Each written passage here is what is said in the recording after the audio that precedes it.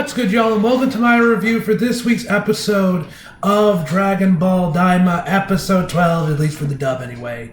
My god, man, what an episode this was. Is this my new favorite episode of Daima? I think it might be. I think this might, I don't know, it's definitely a toss-up between that one and, of course, the episode between Goku and Tamagami number 3. There's a part of me that wants to give that episode maybe the slight bitch edge, because I think I enjoyed that episode a tiny bit more, but man, the art animation of this episode, the color script of this episode, Jesus H. Christ, for this episode, just seeing Vegeta Super Saiyan 3, I think that does edge it out a bit. And yes, that I am biased, not because you guys know how much I adore Vegeta. But yeah, man, first time in the canon, in the proper canon of Dragon Ball, we get to see Goku go Super Saiyan 3. And it's absolutely just incredible, man. Shout out to Paul Castro Jr., who voices Kid Vegeta for Dragon Ball Daima, man. He dropped like a series of tweets or like a thread talking about how much this meant to him, being the first person to voice, Goku, or to voice Super Saiyan 3 Vegeta properly in the anime and all that jazz. If I remember, I'll put it up on screen so you guys can read it. So yeah, shout out to him, man. He started phenomenal this episode, man. And yo, man, like, I was also, like, no lie, I was a little nervous when this episode had like started off, and like with the episode was going on, the art animation wasn't really anything to write home about, man. Because in comparison to that episode with Goku and Tamagami number 3, I thought that episode looked better, but I should have known better that they were saving it. They were saving for the priority cut of the episode, which was of course Vegeta going Super Saiyan 3, man. And oh man, I cannot get over the color script for this episode. I need to go check. To see if I can find out who was color script for this episode, who did that for this episode, man, because I need to know, man, because God, this episode looked absolutely just gorgeous, just all together, man. But anyway, guys, I have rambled on long enough with this episode, so without further ado, let's just jump right into the actual episode. So we start the episode off right where we left off last week, with Vegeta getting eaten by the Kraken, but Goku kind of like looks in there, that's what's going on. The Kraken comes back up, ready to eat Goku. Man's coming in here for seconds, ladies and gentlemen. But then we find that Vegeta is just chilling on one of his tentacles, and Goku mentions like, oh, I thought he thought that he almost ate him. He's like, shut up, I'm just not used to a child's body. We get back to the fight, which at this point is basically a 2-on-1 handicap match between Vegeta versus Tamagami number 2 and the fucking Kraken that's still trying to eat him. He eventually tries to like once again try to eat Vegeta again. Vegeta goes Super Saiyan as he once again goes back to find the Tamagami. The Kraken comes out from below and manages to swallow Vegeta whole this time. We get some really nice impact frames with this one, man. I really like the impact frames of this episode, with like the gold bits of it as we see Vegeta transforming into, I believe this is when he switched to Super Saiyan 2. Looked amazing, man. I love the impact frames of this, man. Once again, shout out to which actually, guys, I might as well mention this as well, because I mentioned this about the color script. I didn't find any, I'm looking at this on Keyframes, by the way. This is a website that, chronicles the credits of various different animes. It's not perfect, like, they're still adding shit, but like, a lot of the big shows that are like, that are well-liked in the Sakuga community, that the Sakuga fans are really into, are obviously on this list, but you're not going to find some like random, maybe you will eventually, but you won't going to find some like obscure shit. Most of the popular stuff in some of the big Sakuga heavy shows that people, enjoy. But anyway, as I was saying, I didn't find any credits on here when I checked this list for any like color script credits, but I did find the color design, which was done by Rumiko Nagi, if I pronounce her name right. Which she's actually on Twitter, so definitely go give her a follow, guys, if you guys are not already. Shout out to her, man. Her color work on this episode was spectacular, man. So yeah, shout out to her. I'll go and check with Fang, definitely. That's like about this whole thing of like if the color script and the color designer are basically the same thing, or like how that works. But like I said, I couldn't find any credits about specifically mentioned who did the color scripts for this episode. But I'm assuming that she was involved in that.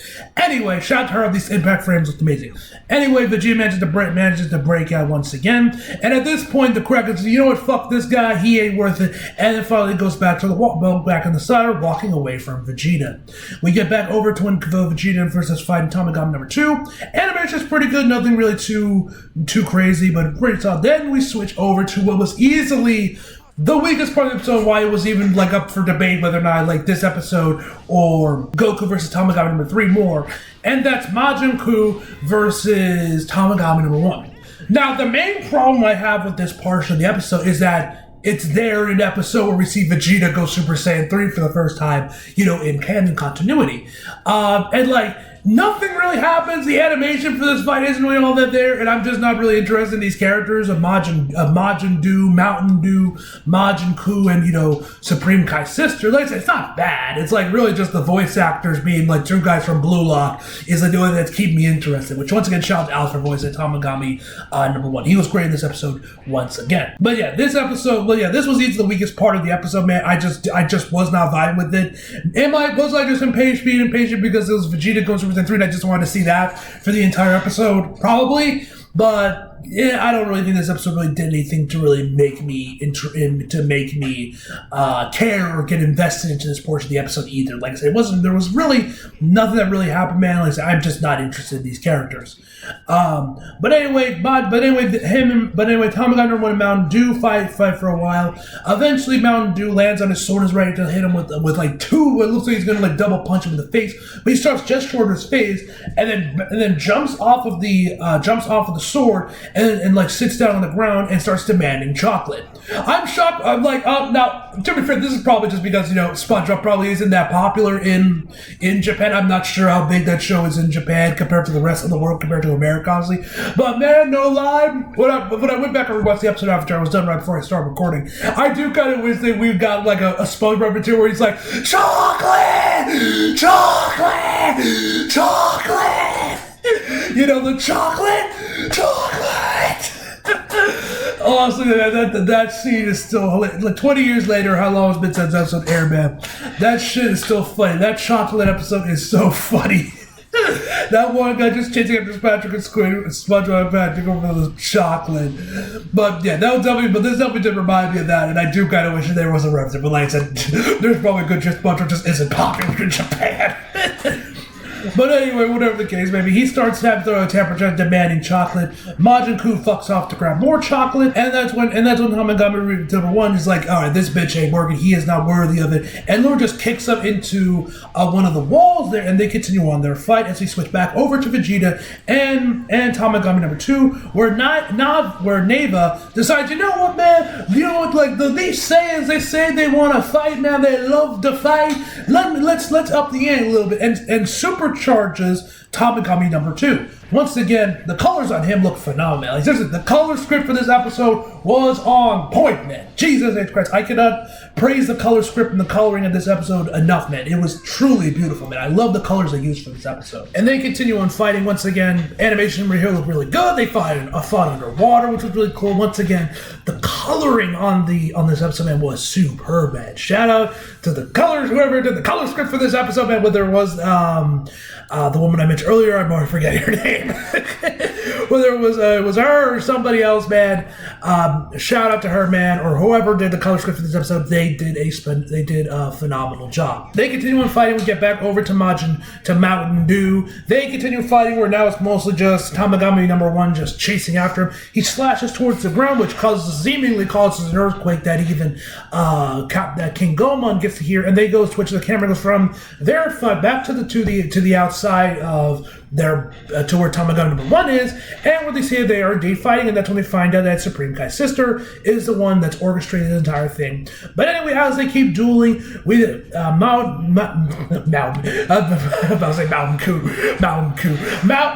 Ku. I'd say the Mountain Dew for Majin Dew. Mountain Ku. I said Mountain Ku again. Majin Ku comes in there with the bags, with the chocolates, throws a chocolate bar over to Mountain Dew, and he is finally ready to get serious. Animation looked pretty good, not gonna lie. Fires off a key blast from his mouth that ends up taking him down. And once again, coloring on this episode looked phenomenal. I love the green they used for this. This is when Tamagami #1 starts to charge up, and he now changes to this yet reddish orange color that once again also looks spectacular. They battle for a little bit more, but Majin Dew ends up being declared the victor. Now Tamagami #1 Majin Dew has to do Tamagami #1's test. His final trial before he can get the Dragon Ball. Which, by the way, I think I mentioned this in my review for that episode for when Goku fought against Tamagami #3. Why do we need some ridiculous extra fucking a trial for them to get a Dragon Ball? Shouldn't they just be able to beat you and that be the end of it? Like, what is the point of these extra trials? Like, bro, you lost. Just give them the damn Dragon Ball. They've earned out. I do not see the point of these trials other than just to annoy me. But whatever the case may be. So you guys remember Tamagami number 3, his trial was you had to do this cup game and you had to figure out where the Dragon Ball was, which wasn't even in the actual cups because he like threw it out and like literally had over on some guy's head that somehow nobody knows, even though like there were some people that would have been able to see that on eye level from like their peripheral or what have you, man. But whatever the case may be, this time for Tamagami number 1, he has him do mental math with these ridiculously high numbers and like there's no way no Saber's gonna figure this out. And the Supreme Kai's sister once again, Aransu, mentions like that she's good at math, but even she couldn't figure like. And you guys know me, I don't know if I mentioned, but I was always pretty good at math in school. That was always one of my favorite subjects. I always enjoyed math, and there's no way help. And one, they also cut away from it midway through it, so even if you wanted to try and solve this yourself at home, you couldn't because you were missing some of the numbers. Which I always kind of hate when shows do that, man. Like, let us see the numbers or whatever, so the audience can follow along with at least in some capacity. Like at least with Metal Gear Solid 3, when we did the thing with the revolver, also the gun, Kojima at the very least like did a club whenever he did like switch the camera, whenever he did cut the camera away from Revolver. Also, at least he at least did a close up on Big Boss's eyes, so you can still follow along where the gun is through his eyes. Here you ain't got that. So at least you got that. Like, I feel like you should let the audience be able to do this as well, so they can get involved, them figure what it is, or if it's something like this, let them solve it at home and see if they got close. But whatever the case may be, Majin Buu comes in clutch, gives them the Sunshine, which is like 68 stout, which is like 368,770,000 something. It was some ridiculously high number, but he ends up getting it right, and the Dragon Ball is now his. And I liked how the little like hologram of the Dragon Ball that was behind him like engulfs in flames before it disappears. I thought that looked really good. I like the effect. The effects animation there looked really, really good. So then he hands over the Dragon Ball over to Arn. So he does a little dance celebration for his win. Character acting here looked pretty good, along with him spinning around like a ballerina while the others are talking, Majin Buu and Aransu are talking. Anyway, we then cut back over to King Gomam, and so Dagasu tries like, oh, maybe Aransu got it because she wanted to keep it away from the Earthlings. Like he's trying to spin like, oh, maybe she's trying to help it. King Gomam instantly sees through it, which I gotta say, man. The voice actor for King Gomam, I forget his voice, I forget the dude's name. Easily the MVP of the dub for Dragon Ball Daima. He is so fucking funny and is just absolutely incredible. Shout out to him, man. He's the MVP of this dub. Anyway, so he's like, do you really think she would have done that? And then like and they basically force him to switch back over to the second Team World's camp to see what's going on with Vegeta. So once again, they continue on fighting once they're underwater. Then he eventually ends up laying another blow that downs Vegeta for a while, but he gets back up there, charging up his ki, ready to transform into Super Saiyan 3. Oh my god, was this shit so fucking cool! Like, I knew Super Saiyan 3 Vegeta was coming when the episode dropped, because I saw the screenshot, I was like, oh my god, Vegeta Super Saiyan 3! We're finally seeing the anime! It's so batshit insane. But I didn't actually see the cut or anything of it other than like that one shot of Vegeta in Super Saiyan. So this was all my first time doing it, and oh my god, did Toei pop the fuck off for this transformation, man. It is so fucking hype, man. Like, oh my god. Now, I did check to see if this was on Sakugaboro and who the animator was. It is on Sakugaboro, but but it's uncredited. They don't know who the animator is for this one, though. But in the comments of it, someone mentioned the name Yuya Takahashi, if I pronounced that right, AD. Which I checked the dude's name. He's not on the credits of this episode, so I'm assuming he was an animation director that decided to go uncredited for this episode for whatever reason. That's what I'm assuming. Maybe it's referring to someone else. I don't know. Maybe he was the animator that supervised his cut or something. I don't know. I don't know. That's all we got in terms of names of credits and who worked on this amazing cut, man. It is, and like I said once again, the colors here, man, are super. In the water, bro. The fucking water. Like this is easily. Probably, if not the best, or the best 3D water animation I've ever seen in an anime. It is so fucking good here, man. It looks great, but given the fact Toei, of course, obviously did superhero before it, it's no surprise that they have a crackdown CG team. So shout out to their 3D animators, and they once again find and Vegeta is just bitch slapping and just dogging on Tamagami number 2, even reusing some of Aizen's moves where he like stops his Trigun with one finger and snaps it in half, man. The one other interesting thing that I noticed about this is that this, I guess, gives us some more lore about Vegeta, and I guess confirming that, which I guess was in the name, that he was a dominant personality in Vegeta, which I'm super Gogeta. Goku is the more dominant personality, I guess. I'm not sure. I am no expert on Dragon Ball lore. But one thing I thought that was interesting, because you have to remember, every time when we ever see Vegeta fused in Dragon Ball Z, I believe this was the same in Super as well, and this is how he usually plays in like Budokai Tenkaichi and all the other Dragon Ball games that have Vegeta in it. You guys know that Vegeta always has his arms crossed and fights mostly with just kicking it. It fights mostly with just his legs.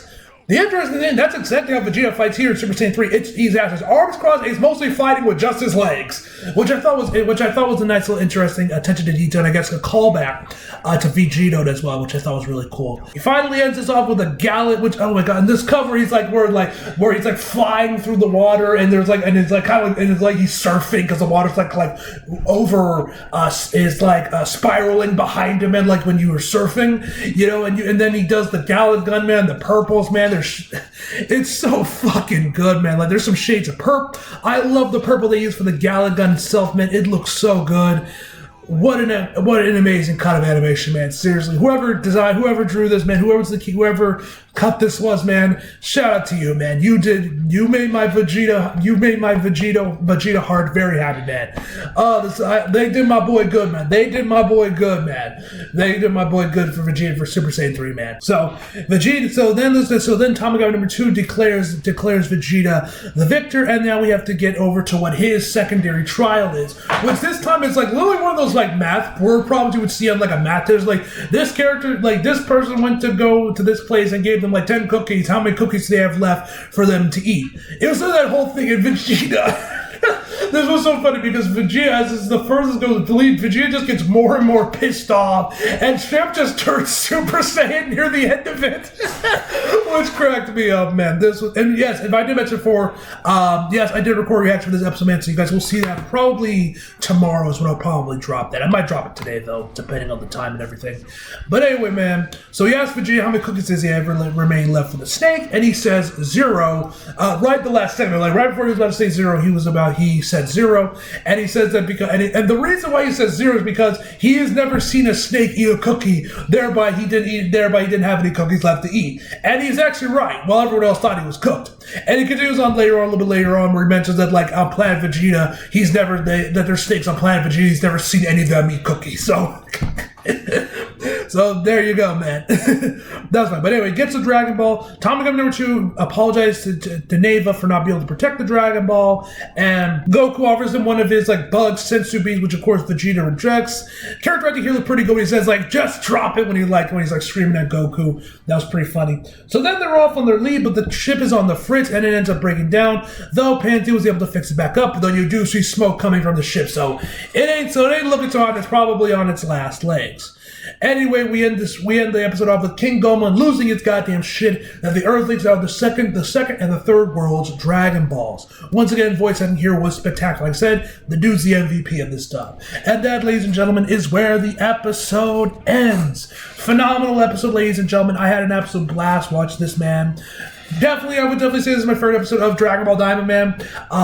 Minus the part with Tamagami number 1 and Mountain Dew, just because I didn't really find that fight particularly interesting to watch. But man, the Vegeta stuff, man, so awesome, man. And yeah, man, that's where the video off, guys. Overall, I give this episode a 10 out of fucking 10, ladies and gentlemen. As always, hope you guys enjoyed the video. You'd like if you did, subscribe for new. Follow me so you feel like it. Links are across below. And as always, come back for more. See you guys next time.